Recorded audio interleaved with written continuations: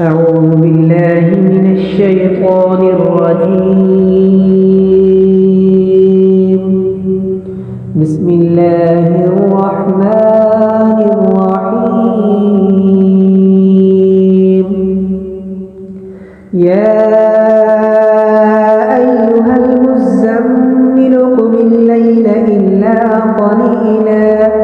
نصفه أو انقص منه قليلا أو زد عليه ورتل القرآن ترتيلا إنا سنلقي عليك قولا ثقيلا إن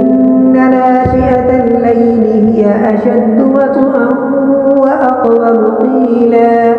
إن لك في النهار سبحا طويلا واذكر اسم ربك وتبتل إليه تبتيلا رب المشرق والمغرب لا إله إلا هو فاتخذه وكيلا واصبر على ما يقولون واهجرهم هجرا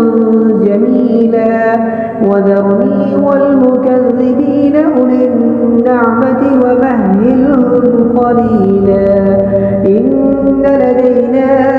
أنكالا وجحيما وطعاما ذا غصة وعذابا أليما يوم ترجف الأرض والجبال وكانت الجبال كثيبا مهيلا إنا أرسلنا إليكم رسولا شاهدا عليكم كما أرسلنا إلى فرعون رسولا فعصى فرعون الرسول فأخذناه أخذا وبيلا فكيف تتقون إن كفرتم يوما يجعل الولدان شيبا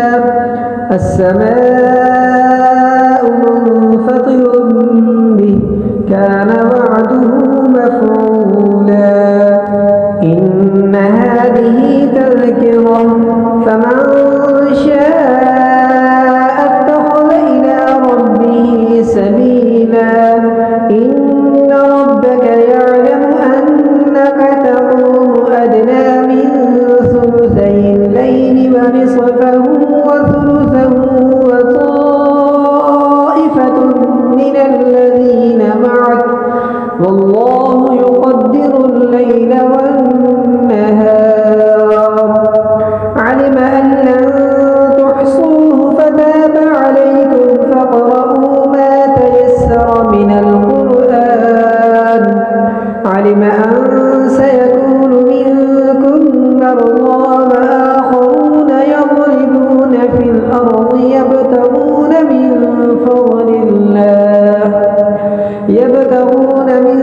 فضل الله وآخرون يقاتلون في سبيل الله فاقرؤوا ما تيسر منه وأقيموا الصلاة وآتوا الزكاة